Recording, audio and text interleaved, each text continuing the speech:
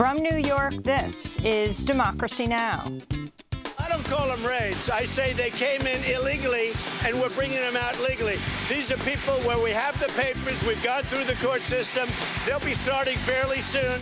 As the Trump administration threatens to begin nationwide immigration raids on Sunday, we speak to immigrant rights organizers in New York, Atlanta, and Los Angeles to see how their communities are preparing for what some have described to be a form of psychological warfare.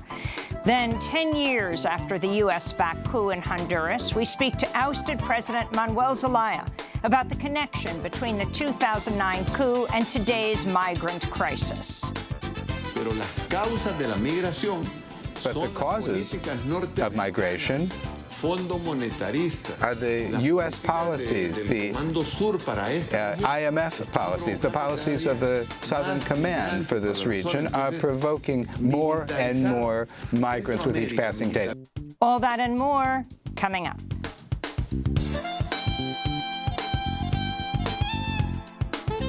Welcome to Democracy Now!, democracynow.org, The War and Peace Report. I'm Amy Goodman. President Trump backed down Thursday from his plans to add a citizenship question to the 2020 census after the White House struggled to overcome a Supreme Court ruling saying the administration's justification for its inclusion appears to have been contrived. Instead, Trump said he was issuing an executive order to gather information about people's citizenship status from federal agencies. I am hereby ordering every department and agency in the federal government to provide the Department of Commerce with all requested records regarding the number of citizens and non-citizens in our country. They must furnish all legally accessible records in their possession immediately. Ari Berman, senior writer at Mother Jones, tweeted, quote, Trump ordering Commerce Department to still collect citizenship data means GOP can try to draw districts based on citizenship rather than total population in 2021. GOP gerrymandering guru said this would be advantageous to Republicans and non-Hispanic whites, unquote. Census officials have estimated 6.5 million people will not respond to the census if the citizenship question had been added, affecting everything from the redrawing of congressional maps to the allocation of federal funding. The fight over the 2020 census came as immigrant communities brace for raids by Immigration and Customs Enforcement targeting at least 2,000 people in their homes and workplaces in Atlanta, Baltimore, Chicago, Denver, Houston, Los Angeles, Miami, New York, and San Francisco.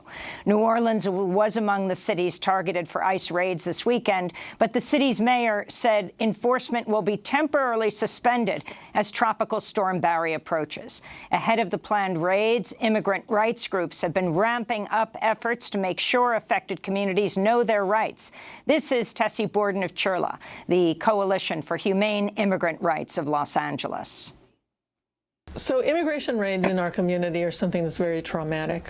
And so when they announce them ahead of time, I think part of the intent is to sow chaos in our community.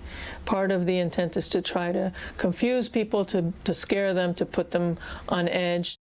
The ACLU is suing the Trump administration, arguing the raids violate the constitutional right of immigrants to a court hearing before deportation. And mayors across the country have also been standing up to ICE in New York, San Francisco, Chicago, Denver, and elsewhere. After Headlines will host a roundtable discussion with immigration activists from different cities preparing for the raids. In New York, one of the cities targeted for this weekend's expected ICE raids, hundreds of immigration activists protested outside the annual conference of Amazon Web Services to protest the tech giant's ties to ICE and the Department of Homeland Security. Amazon's servers host databases that allow the agencies to track immigrants and carry out deportations. Dozens of protesters made it inside the conference, where they repeatedly disrupted a keynote address by Amazon Chief Technology Officer Werner Vogels. Amazon, how much longer will you have blood on your hands? Machine learning, analytics, all of these different. Cut ties with ICE! Cut ties with ICE! Cut ties with ICE! After 1 year and 100 days behind bars, prominent Latino journalist Manuel Duran was released Thursday from an ICE jail in Tennessee. Duran was arrested last year while covering a protest against immigrant detention outside a county jail in Memphis. Duran was born in El Salvador. He's a well-known reporter on Spanish-language radio stations who also runs the online site Memphis Noticias. Duran was held behind bars for 15 months on a 12-year-old pending deportation order, but last week a federal appeals court ordered an immigration court to reopen his claim that he's eligible for asylum. Louisiana's declared a state of emergency and ordered some Gulf Coast communities to evacuate as Tropical Storm Barry churns offshore in the Gulf of Mexico ahead of its expected landfall Saturday as a Category 1 hurricane. The storm has flooded parts of Louisiana and threatens to cause an already engorged Mississippi River to overtop levees. The river, which is usually 6 to 8 feet in midsummer, is now at 16 feet due to record flooding this year. New Orleans is only protected to a river level of 20 feet. The National Weather Service expects the Mississippi to approach that level today, marking one of the highest river levels seen in New Orleans in decades. Meanwhile, activists are demanding the immediate evacuation of the more than 65,000 prisoners in the path of the storm throughout Louisiana, Mississippi, and Texas. In the Persian Gulf, tensions are running high after Britain's government accused Iran's Navy of unsuccessfully trying to block passage of a British commercial ship through the Strait of Hormuz, a charge Iran denies. British authorities say the Iranian warships were stopped only after a UK Navy vessel issued verbal warnings. This comes after police in Gibraltar say they arrested the captain and chief officer of a detained Iranian oil tanker accused of violating European Union sanctions against the government of Syrian President Bashar al-Assad. French lawmakers Thursday approved a digital services tax on Internet giants like Google, Amazon, Facebook, and Apple, prompting threats of a new trade war by the Trump administration. Supporters of the 3% tax argue U.S. companies largely avoid paying taxes by setting up headquarters in EU countries with extremely low tax rates on corporate profits. The Trump administration says it's launched an investigation and is considering punitive tariffs in retaliation. In New York, the serial child sex abuser, Jeffrey Epstein, asked a federal judge Thursday to release him on bail while he awaits trial on sex trafficking charges. Epstein had been held at the Metropolitan Correctional Center in Lower Manhattan since his arrest Saturday.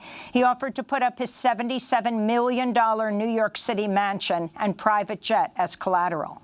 He also offered to pay for security guards in his home and to wear electronic monitoring. If the deal is approved, Epstein would await his trial in the same Manhattan townhouse where he allegedly raped teenage girls from at least 2002 to 2005. Epstein's bid for bail came as at least a dozen new women have come forward to say they were sexually abused by Epstein in the past. In Chicago, federal agents arrested R. Kelly Thursday night again after a U.S. attorney brought a 13-count indictment against the musician, charging him with obstruction of justice, child pornography, and other sex crimes. R. Kelly had been free on a $1 million bond as he faces other charges brought by Illinois prosecutors, including 10 counts of aggravated criminal sexual assault involving 4 women and girls, 3 of whom were under the age of 17 at the time of the alleged crimes. An Air Force general nominated by President Trump to be the next vice chair of the Joint Chiefs of Staff is facing allegations of sexual misconduct. The Associated Press reports an unnamed senior military officer accused General John Hyten of making a series of unwanted sexual advances and touching in 2017 while she was one of his aides. The officer says when she rebuffed General Hyten's advances, he tried to derail her military career. Unnamed Air Force officials told the Wall Street Journal an internal investigation found no evidence of sexual misconduct by General Hyten. The Senate has yet to schedule a hearing for his confirmation. Congressional Democrats have approved subpoenas for 12 witnesses to appear before the House Judiciary Committee, including President Trump's son-in-law, senior advisor Jared Kushner. Also on the list are a number of former Trump administration officials, ex-National Security Advisor Michael Flynn, former Attorney General Jeff Sessions, former Deputy Attorney General Rod Rosenstein, former White House Chief of Staff John Kelly, and former White House Staff Secretary Rob Porter. The Judiciary Committee also approved subpoenas for executives of American Media, Inc., publisher of the National Enquirer. The tabloid infamously helped Donald Trump make hush money payments to 2 women who alleged they'd had sexual affairs with him. New Jersey Governor Phil Murphy has signed a bill limiting the use of solitary confinement in the state's prisons. The new law prohibits the use of solitary confinement except when there is, quote, reasonable cause to believe that the prisoner or others would be at substantial risk of serious harm as evidenced by recent threats or conduct, unquote. The New Jersey law also carves out special protections for LGBTQ, disabled, elderly, young, or disabled prisoners. It also caps the number of consecutive days prisoners can be held in solitary confinement at 20. In 2011, a United Nations expert on torture called on the U.S. and other nations to ban solitary confinement, except in very exceptional circumstances, saying the practice could amount to torture. The American Federation of Teachers is suing the Education Secretary, Betsy DeVos, charging the Education Department is illegally and unconstitutionally failing to administer a student loan forgiveness program for millions of public service workers. The program, passed by Congress a decade ago, promises to cancel the student loan debts of qualifying government or nonprofit workers who make loan payments for 10 years. More than 1 million people signed up, but Department of Education figures show just 1% of applications for debt forgiveness have been approved. And the United Nations Human Rights Council has voted to investigate abuses committed by Philippines President Rodrigo Duterte in his campaign against drug dealers, including widespread accounts of extrajudicial killings and other gross human rights violations. By the Philippine government's own estimate, police have killed 6,600 people since Duterte's inauguration 3 years ago. Human rights groups say the true toll could top 27,000. President Duterte has repeatedly boasted that he has personally murdered drug dealers. President Donald Trump has expressed admiration for Duterte, saying he's done an unbelievable job on the drug problem. This week, a funeral was held for the youngest victim of the Philippines drug war, 3-year-old Micah Oplina, who was shot dead by police June 29th at her home near Manila. This is activist Ruby Lynn Latau of the anti-drug war group Rise Up for Life. And here, another 3-year-old victim. They say it's a collateral damage. We say collateral damage, but we say it's not, because she was killed because of this war on drugs. And those are some of the headlines. This is Democracy Now!, democracynow.org, The War and Peace Report. I'm Amy Goodman. Immigrant communities across the country and their allies are preparing for nationwide raids by Immigration and Customs Enforcement planned to begin Sunday that will target undocumented members of immigrant families in at least 9 major U.S. cities. Immigration officials told the New York Times the raids will last several days and target at least 2,000 people. They warned the operation could also result in so-called collateral deportations, meaning immigrants who happen to be at the scene of a raid could also be swept up, even if they were not originally targeted. The cities where raids will take place are said to be Atlanta, Baltimore, Chicago, Denver, Houston, Los Angeles, Miami, New York, and San Francisco. New Orleans had been on the list, but the city announced this weekend that ICE was temporarily postponing the raids due to Hurricane Barry. On Wednesday, acting head of Citizenship and Immigration Services, Ken Cuccinelli, said the raids are absolutely going to happen, though he did not say at the time when they would take place. He added, quote, there's approximately 1 million people in this country with removal orders, but that they weren't the targets of the upcoming ICE raids. Last week, Trump also repeated threats that raids are coming soon. Well, I don't call them raids. I say they came in illegally, and we're bringing them out legally. These are people where we have the papers. We've gone through the court system. They'll be starting fairly soon, but I don't call them raids. We're removing people that have come in, all of these people over the years that have come in illegally. We are removing them and bringing them back to their country. President Trump originally announced the raids last month, but later postponed the move, saying he was giving lawmakers a chance to figure out a legislative solution to the, quote, asylum and loophole problems at the southern border.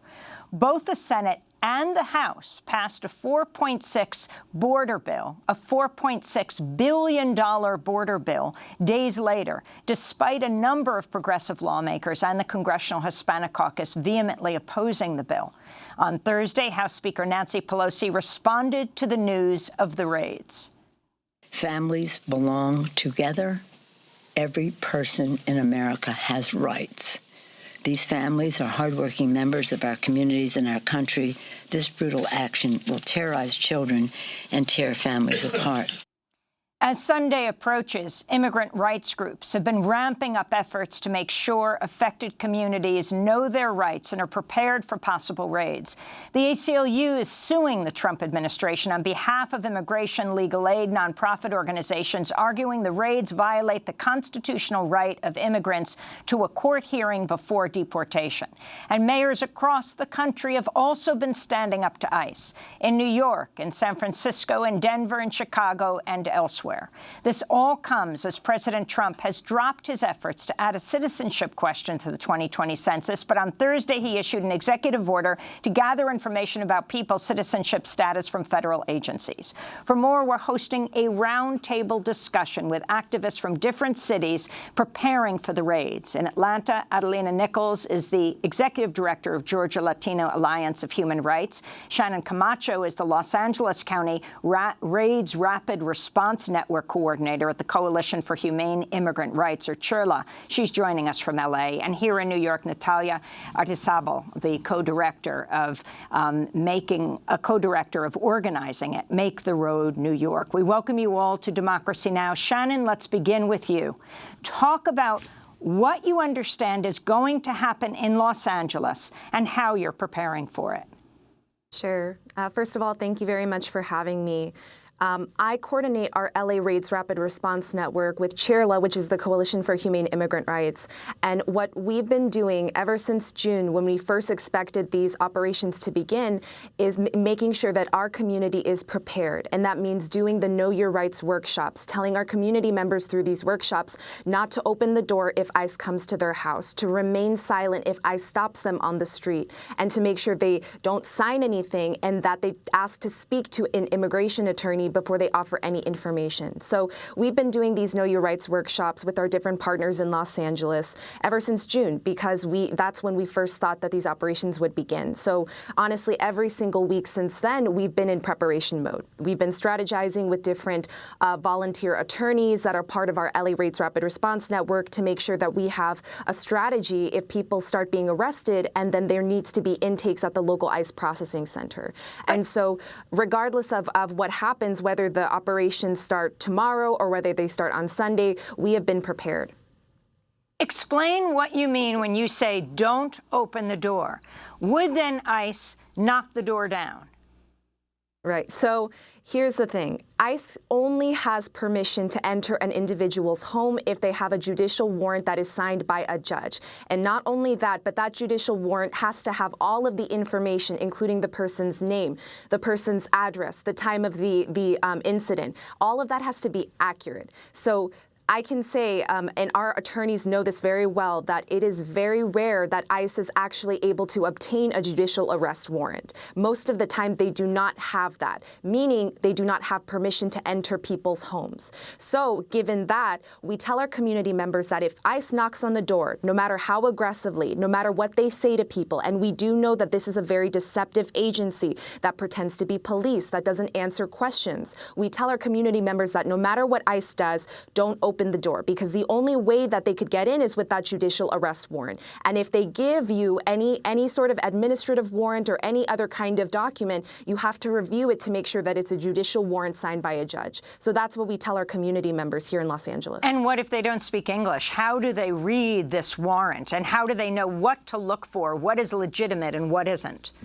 Exactly. That is a very good point. It is a very complicated process, which only makes it more important that we have these Know Your Rights workshops. So our Know Your Rights workshops, they're in Spanish. They're for our community members here in Los Angeles, our immigrant and undocumented members. And what we do is we have copies of a judicial arrest warrants and use that next to an administrative warrant that ICE usually uses when they goes to people's houses, and we compare the two. We pass those out to people so that they familiarize themselves with those documents, so that in the case that ICE does slip it under the door, they're able to recognize it. But I think that that's a very good point, that this is an agency that is trying to deceive people, and these people may not know what is going on. For the people that don't attend Know Your Rights workshops, they may not know what a judicial warrant is and whether ICE has permission to enter their home. And so that only makes it more important that we do the outreach to make sure as many people are aware of their rights as possible. Natalia Aristizabal of Make the Road, how are you preparing here in New York, and what is the city doing? Good morning, first of all, and thank you for having me. So very similar to what was being shared from Sherla, we are doing Know Your Rights, but additionally what we're doing is also letting people know who is possibly at risk right now. The administration leaked, or like the press found out information specifically about who they're going to be looking for. So we're telling community members those rights, but also saying if you had a previous order of deportation, if you had any contact before with ICE, you are likely a person that they're going to come looking for you. They often, for different reasons, have people's home addresses, and that's how they're going to go and find someone. So we tell people you have to go and get a legal screening. You have to go try to get and see if you have any relief, and then definitely to do family preparations. If you have a little kid, you need to figure out who in your family is going to be able to take care of that little kid. You need to be able to put together your paperwork and your home passport and put it in a secure place and make sure that someone in your home knows all this information. And also in a city like New York, know that there is legal representation free and available. I mean, this is a critical point. You have people who might be taken, whose children, U.S. citizens, are in the house. Yes, I mean, this is a problem with what is happening currently, that there is no humanity towards the actions that ICE and the administration are taking. They have no problem kidnapping people before they go to work or before they come back home, and they do not think about the impact that it has on a family, on the health or economic well-being of that family. And what about the policy of New York City being a sanctuary city? Does that help in any way? Can people, oddly enough, to say this, but can people turn to the police? Mayor Bill de Blasio says the police will not cooperate with ICE. So we have policies in place that say that no city employee, including NYPD, is not supposed to collaborate with ICE. Unfortunately, we've had community members come to us saying, I heard when ICE was knocking at our neighbor's door, and we called the police, and the police came and told all of us that we had to collaborate with ICE, otherwise we were obstructing the law. So I think it depends, and unfortunately, even though if you have blanket policies, the individuals may want to choose different actions because they either believe in the deportation system or in the presidency, or maybe they just don't know better. And Adelina Nichols in Atlanta, of the Georgia Latina Alliance of Human Rights, how are you preparing there, and what is the city doing about this? First of all, thank you for having me. Amy, we have been preparing since 2016, and I don't know if you remember that we had here like a nationwide, another operation that was to target Central American families around the United States. Here in the state of Georgia, more than 130 families were targeted with their children. At that time, our concern is that why our community members continue opening the door to ICE. So we engage in a basis door-to-door campaign called ICE Free Zone, Zona Libre de ICE, where we go talking to people, to neighborhoods, to the trailer parks, to the churches, to the grocery stores, canvassing.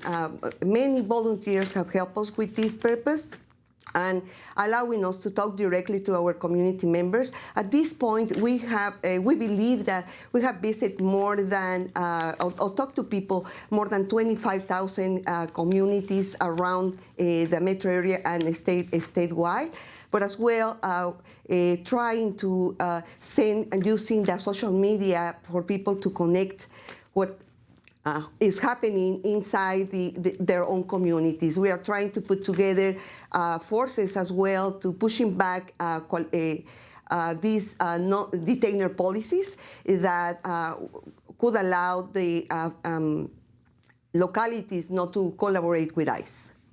We're going to break and then come back to this discussion as we talk about how cities and immigrant rights activists and families are preparing for immigration raids that President Trump has announced for 10 cities. They're holding back on New Orleans because another kind of hurricane is about to hit, the natural hurricane, Barry. So they're saying that the ICE raids won't take place there in the midst of the storm.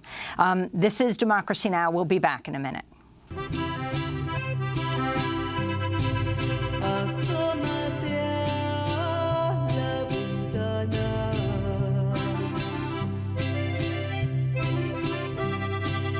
Te traje una serenata.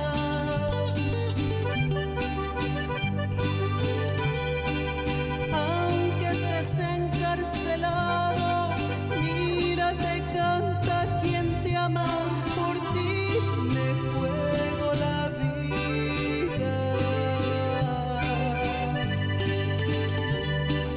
Por liberarte me muero en la raya.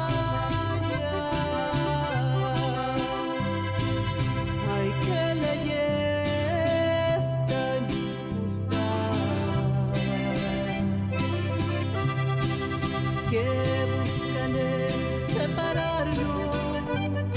Serenaded to an undocumented person by Los Jornaleros del Norte. This is Democracy Now!, democracynow.org, The War and Peace Report. I'm Amy Goodman. As we continue our roundtable discussion ahead of this weekend's announced raids in 9 major U.S. cities, immigration raids to round up thousands of people, and, as the administration says, anyone who's in the way. In Atlanta, Adelina Nichols is the executive director of Georgia Latino Alliance for Human Rights. Shannon Camacho is joining us from Los Angeles with the Los Angeles County Raids Rapid Response Network, coordinator of the Coalition for Humane Immigrant Rights, or CHIRLA. And here in New York, Natalia Aristizabal, co-director of organizing at Make the Road New York. Shannon Camacho, the city, how is it preparing? And let me ask you this. I mean, in Hong Kong, we've seen marches of 1 million. In this country, around the issue of immigrant rights, we've seen millions march. Would that make a difference, do you think? We absolutely believe that that will make a difference, yes. Even in June, when we believed that the operations were going to start, what our LA Raids Rapid Response Network did is us and our partners, we went to the local ICE processing center in downtown Los Angeles, and we had a rally in front of that center because we wanted to make a message and show ICE and the community of Los Angeles and the rest of the United States that LA is going to stand by our undocumented family members and our undocumented brothers and sisters. And so we believe that that is very important because we have to tie this into the larger issue. Tomorrow, we are going to have an action on July 12th. Today, we're going to have an action tonight at the Metropolitan Detention Center in downtown Los Angeles, which is right next to the ICE Processing Center. And we're going to do this to show that the Department of Homeland Security is an agency that doesn't have any regard for human life, and that ICE is a part of this agency, so that when Congress is approving $4.6 billion, no questions asked, for the Department of Homeland Security, what they're doing is giving money for these arrests. What they're doing is giving money for detention centers where people are dying at the southern border. And we need to connect those issues together and show how important it is as a community that we demand that Congress not continue to fund the Department of Homeland Security. And so for that, we need to have rallies and marches and public actions that show that we're ready to act and that the community is present. So we have been planning that since June, and tonight we are going to have that action in downtown Los Angeles. Can people intervene, Shannon, if they see a raid taking place? And what about these collateral arrests they're talking about? Anyone in the way? Mm-hmm. Right. That's a very important point as well. And it's something that puts a lot of fear in the community, because even though Trump is saying, I'm going to target people, very specific people, Central American families and people with final deportation orders, it's not just that. ICE has the discretion to make collateral arrests. So there may be people just in the wrong place at the wrong time that do get swept up into the deportation machine. And that's something that we teach folks through our Know Your Rights workshops. And I think in terms of how folks can respond, We always say that if you are a citizen, if you are an ally, use that privilege. Be able to, when you see something going on in the street or you notice that your neighbors are experiencing some kind of ICE arrest, go out and document what is happening. Film ICE and try to make the situation calmer for the family, because it is such an intense and terrifying situation to have ICE come to your door early in the morning and arrest you. And so we really encourage the community to protect each other and to make sure that people don't feel alone in that scary moment. Immigration, so we really encourage it. Immigration, legal aid, nonprofit groups represented by the ACLU are suing the Trump administration in anticipation of the raids, arguing they violate the constitutional right of immigrants to a court hearing before deportation. ACLU of Southern California is saying in a statement the Trump administration's plan to arrest and deport thousands of Central American families and children without giving them a fair day in court is both illegal and immoral. More than 100 years ago, the Supreme Court decided immigrants could not be deported without due process. These vulnerable refugees deserve that basic protection. Natalia, here in New York, on this issue, you have child jails, adult jails, immigration jails, packed to the gills, 10 times what they were a few years ago. Where are they putting all these people who they're arresting? I mean, they're putting them in the detention centers, both funded by government money, like what just passed in Congress, or in private detention centers. Their administration is also getting ready to get places like hotels and other holdings, also local jails when they have contracts with ICE. And these are the places where they're trying to figure out how to put people to deport them. And I think you said something really important, which is that the administration is not allowing due process. And also a lot of the people who are being persecuted and looked for are people who could have shown up to court, but maybe they didn't get the notice right away. They didn't get a lawyer. Sometimes the courts will move someone's court day to a day without telling them. And because of that, they get an order of removal. Like, it's not the case that they're only looking for people who have criminal cases. It's not the case that everybody who they're looking for should be deported. And it's actually, if people had the right to a lawyer and a due process, most of the time they're able to stay here and to prove that, that everything with their case is fine. Adelina Nichols, what is the position of the Atlanta mayor right now? Do you feel you have the city's support in not cooperating with ICE? Yes, there is she is the one that have made the difference here in the state of Georgia. The city of Atlanta had to stand up with immigrant communities, closing ACDC, this detention center where ICE used to send many immigrants that were detained around in Georgia. And the mayor stand up and support all our efforts against this criminalization, as well as that collaboration with ICE. Well, we want to thank you all for being with us. Of course, we're going to continue to cover this through the weekend and next week. Adelina Nichols joining us from Atlanta, the Georgia Latino Alliance of Human Rights. Shannon Camacho, the Coalition for Humane Immigrant Rights, speaking to us from Los Angeles. And Natalia Aristizabal here in New York of Make the Road New York. When we come back, 10 years after the U.S.-backed coup in Honduras, we speak to the ousted president, Manuel Zelaya, about the connection between the 2009 coup and today's migrant crisis. Stay with us.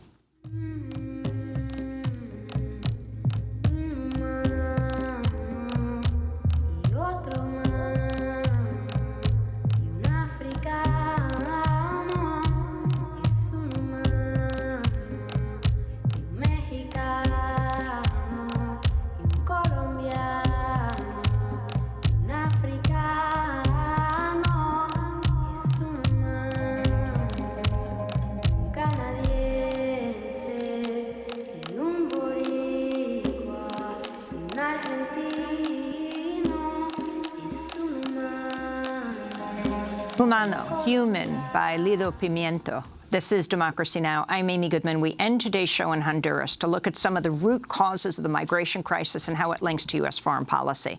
Honduras recently marked the 10th anniversary of the U.S.-backed coup that ousted the democratically elected President Manuel Zelaya.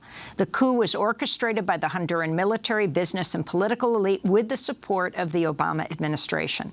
Since then, extreme poverty and violence has skyrocketed in Honduras. Tens of thousands of Hondurans have been murdered, including more than 300 LGBTQ people, about 60 journalists, hundreds of peasant rights and environmental activists. Tens of thousands of refugees have also fled Honduras, most with the hope of receiving political asylum in the United States. Meanwhile, mass protests are continuing to take place in Honduras against the right-wing government of Juan Orlando Hernandez and his plans to privatize health care, pensions, and education. Protesters have been met with violent repression from the Honduran military and police. Last week, we spoke with ousted Honduran President Manuel Zelaya. We reached him in Tegucigalpa. I spoke with him along with Democracy Now's Juan Gonzalez. I asked President Zelaya about the 10th anniversary of the coup and the link between drug traffickers and government corruption.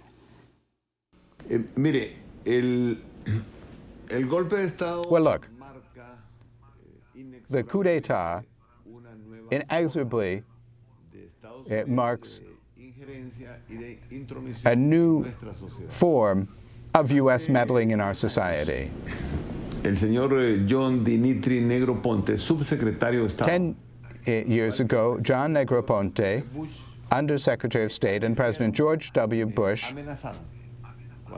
warned me and threatened me when I was president of Honduras, saying that if I had relations with Hugo Chavez, then I would have problems with the United States. 6 months after that warning, I was removed from power and removed from this country.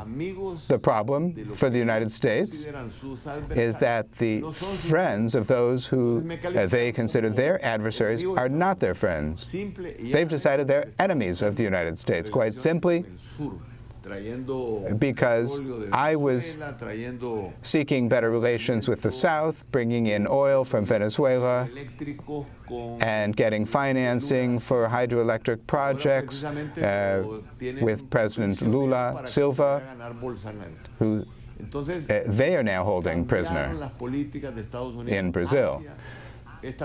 So the policies of the United States towards this region changed.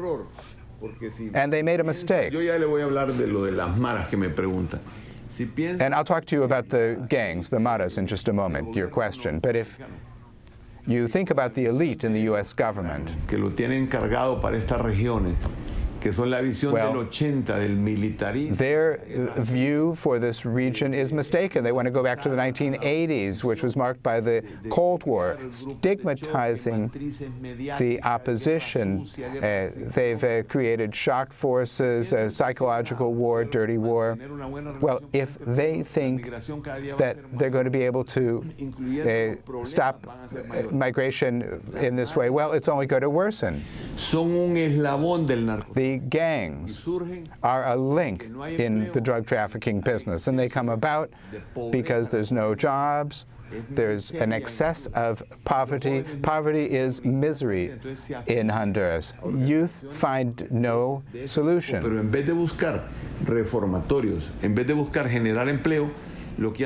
So, organizations such as well, then the drug trafficking organizations come on the scene, and instead of creating more jobs, the government brings more repression. Plus,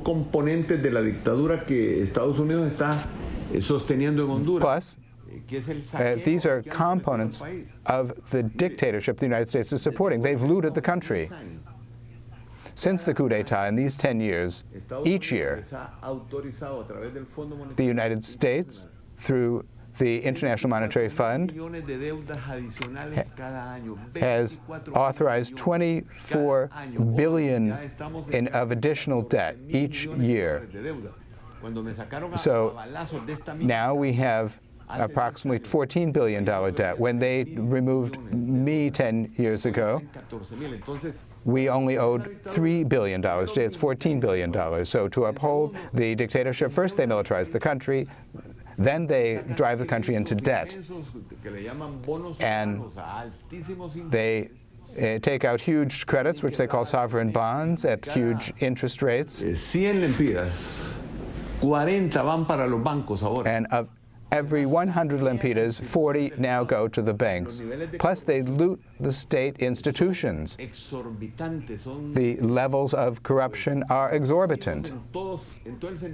They're abusive in every sense of the word. They've looted institutions such as Social Security, which is where the retirement funds for the elderly are, and where the monies are to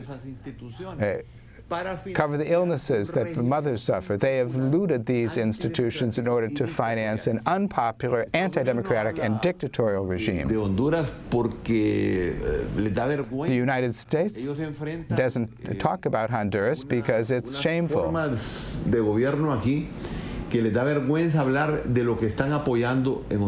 They're ashamed to talk about what they're supporting in Honduras. And the only thing to do about it is to denounce it, because there are murders, there are death squads. They've exported what's called Plan Colombia to Honduras, the false positives, where many opposition leaders, such as Berta Cáceres, to mention one, or Murillo at the time of the coup, or another person who is asphyxiated, a 24-year-old who is asphyxiated by the gases. All of these, there's no way to describe these crimes over the last 10 years other than by calling them crimes against humanity. And this country should be brought before the International Criminal Court, because what U.S. policy is doing is supporting genocide in Honduras and in Central America. President Zelaya, I would like to ask you about another country in the region, about the role of Mexico, because many expected that when Andrés Manuel López Obrador won the presidency in Mexico, that Mexico would develop a more humane policy toward the refugees coming across its borders. What's your assessment of the first year, or the first several months of AMLO's presidency in relationship to your country and your situation? Mire, Andrés Manuel López Obrador. Well, look, Andrés Manuel López Obrador, I consider him to be a profoundly human man with values that are in line with great moral principles for the region and for Mexico and for Central America. Muy clara frente a Estados Unidos. He has had a very clear position vis-a-vis the United States. I believe that Mr. Trump's pressures against Mexico are serious when they threaten to impose tariffs on Mexican merchandise. Más migrantes, más migración y más pobreza. Well, that produces more migrants, more migration, and more poverty in our region. Del señor Andrés Manuel López Obrador. So the policies of Mr. Andrés Manuel López Obrador sancionadas por los Estados Unidos are practically being punished by the United States. Los problemas de la migración van a buscar alguna salida. In focusing on migration, they're going to look for some solution to the system that is provoking the migrants. Because everyone talks about migration, but the causes of migration are the U.S. policies, the IMF policies, the policies of the Southern Command for this region are provoking more and more migrants with each passing day. So militarizing Central America, militarizing Honduras means that escape valve that the Honduran people have had, which is to be able to get work in the United States. And the Honduran people haven't even looked for jobs in the United States. It is the U.S. businesses. U.S. businesses, for example, have large crops and cannot pay a U.S. person to work in the countryside. They give the travel expenses to the family members of those who are their employees. And that is why there's massive migration to work in the United States. They might work 6 months or a year and then go back and then return. Migration is a human process seeking to find solutions. When they militarize the border, what they're going to provoke here will be greater convulsions, greater explosions, and the Honduran people, you've seen this in media reports, the Honduran people are in the streets and they're protesting. And they're not protesting because we, the opposition, tell them to protest. Nobody goes out to protest because some politician tells them to do so. Maybe there'd be a group of 100 people in that context, but here it's thousands of people in different parts of the country engaged in massive protests, peaceful protests. They do not use weapons. At most, the protesters might mobilize in the streets, making traffic difficult, bringing transportation to a halt. But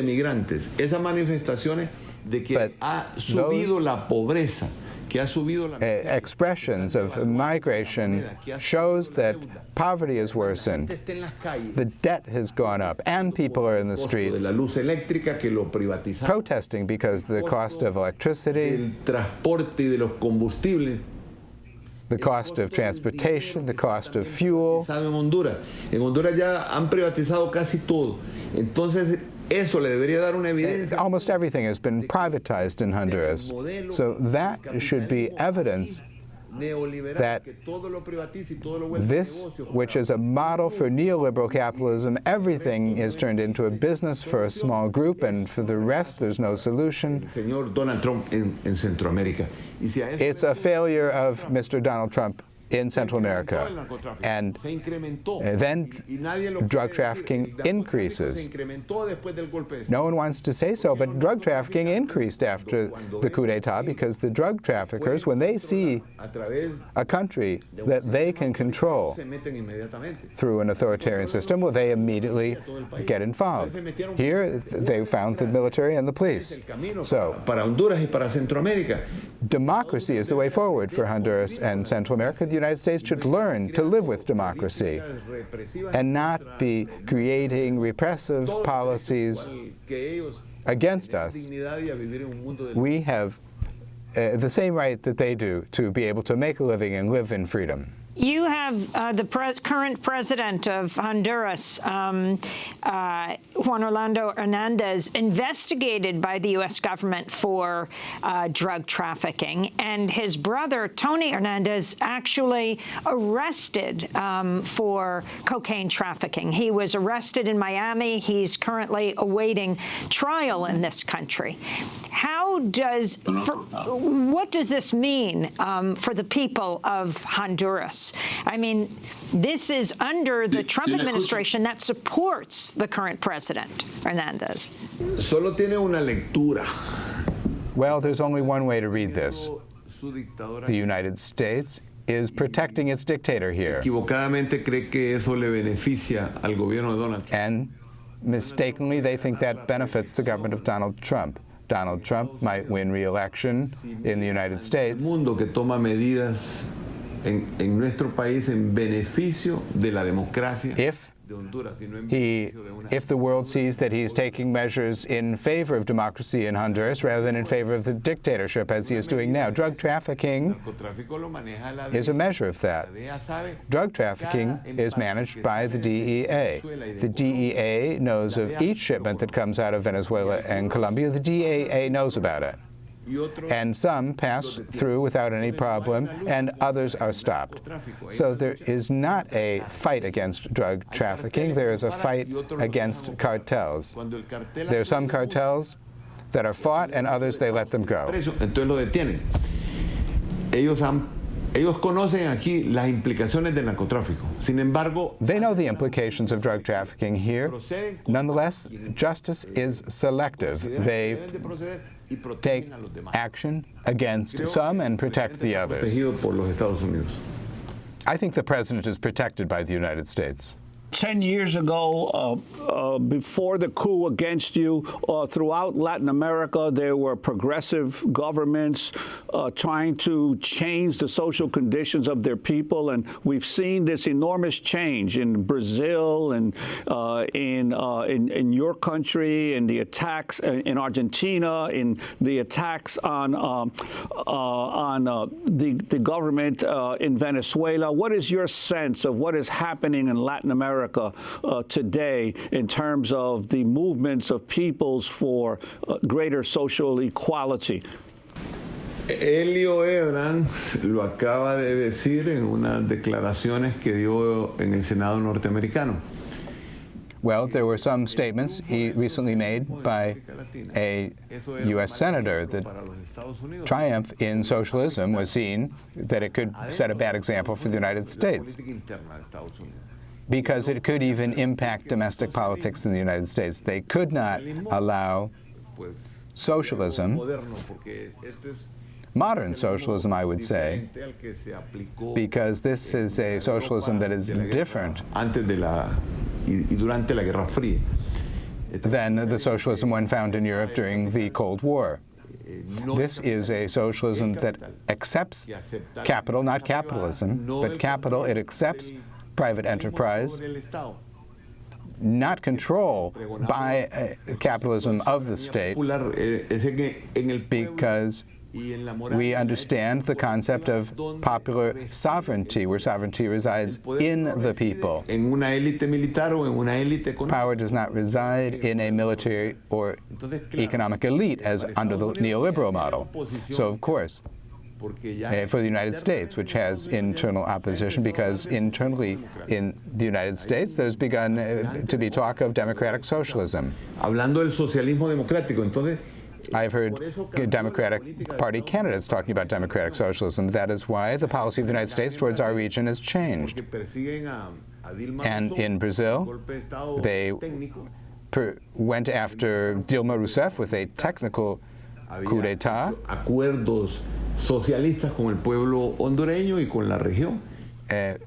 Because of socialist agreements with the people of Honduras and others in the region. And the right won the elections because Lula was in prison. They would not have done so if Lula were free. And now the United States not only trains military, but also judges. La utilizan como un instrumento político.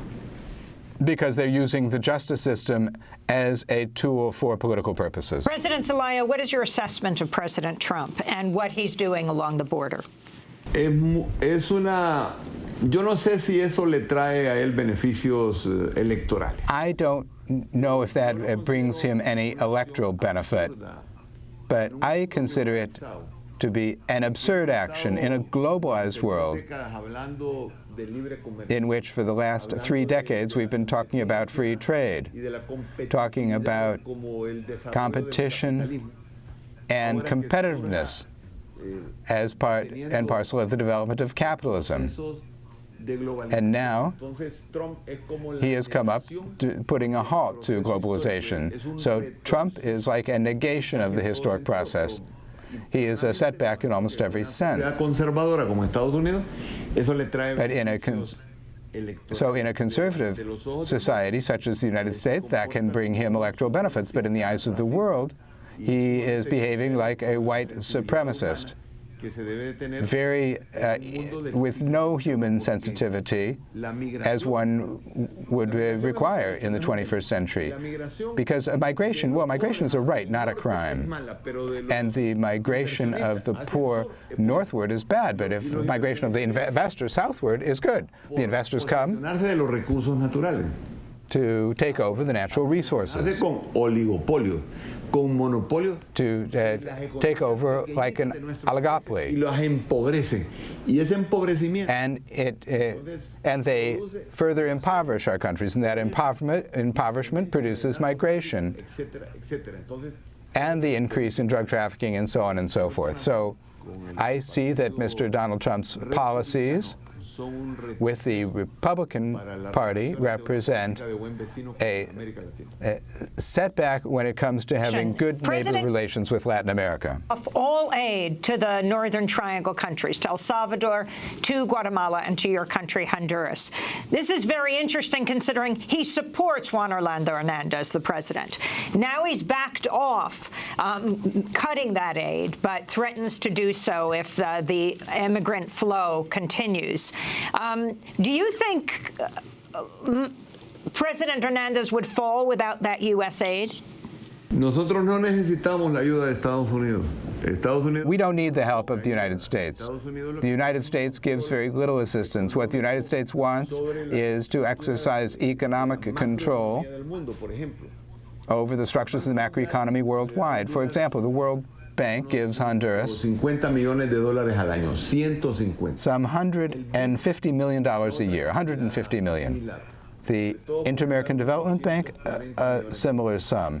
So all told, we might get about $240 million, and that is controlled by the United States. And it also has a specific weight in our region. The IMF authorizes a letter that is signed every year so that Honduras can go into debt at very high interest rates because it is a government that is allied with the United States. Lo que provoca en nuestra región, yo creo que what that provokes in our region is clear, I think. Provoca en nuestra región. I think it's evident what it causes in our region. Que ellos hablan de que van a reducir la ayuda. I believe that relationship where they say they're going to cut the assistance has almost no effect. Let me put it in clear terms. Honduran migrants $4,000 millones al año. Se lo voy a repetir. Send to Honduras about $4 billion a year. Let me repeat this, Amy, $4 billion a year. And the United States, together with the World Bank and the IDB, sends $200 million. So Honduras should be concerned, and the current president has no dignity. A los gringos y decirle las cosas en igualdad de condiciones. We should be able to speak to the Americans on equal conditions with reciprocity and dignity. But he doesn't protest because the immigration treaty we had with the United States was canceled. We had an immigration treaty. It was renewed every year. Indeed, I had good relations with the United States. Las petroleras norteamericanas y europeas no aceptan la competencia. Sin embargo, the U.S. and European oil companies don't accept competition, but they respected me. Me renovaron el TPS. Todos los años and every year they renewed TPS. Every year they renewed the Millennium Account, but this year they have not renewed a single penny of the Millennium Account. De amenazas a esa ayuda. But of course, the policies threatening eso no desequilibra el país. La ayuda that aid es más. Well, the U.S. aid, control hegemónico del capitalismo a través de la from the standpoint of the hegemonic control of capitalism through the transnational corporations, through businesses, sobre la seguridad del Fondo Monetario, through the control of the Southern Command over security and the IMF over the economy, and the OAS, una fuerza interna en materia de justicia a través de la has supported or made an internal effort on the justice system through the MACCIH. So if the justice system is controlled by the OAS, and the U.S. and Monetary Fund and IDB control the economy, and security is controlled by the Southern Command, then le llama que es un bono que le da a los partidarios para que le den el voto. Es lo único que maneja. Todo lo demás está fundamentado. Well, then what does Honduras run? It's all based on U.S. policy and on the interference and meddling of the United States in Honduras. Simplemente de ponernos de acuerdo. We should simply reach agreement because the United States is a strong neighbor. It's the biggest military and technological power in the world. Tampoco se trata de ser vasallo o de doblar. not that we're going to be the same as the United States, but we should not be a vassal of the United States. Se trata de que somos un pequeño país, pero con la misma dignidad que we are a small country, but with the same dignity as the Europeans and the U.S. have. Former Honduran President Manuel Zelaya. He was ousted in a U.S.-backed coup in 2009. To see the interview in Spanish, visit democracynow.org/es. To see all our coverage of Honduras, go to democracynow.org. Special thanks to Maria Taracena. And happy Democracy Now! 15th anniversary to our transcript editor, Neil Shibata. Thank you, Neil, for your incredible work and wisdom. Joining Mike Burke, Mike DeFilippo, Isis Phillips, and John Randolph in the 15ers Club. We kneel before you, Neil.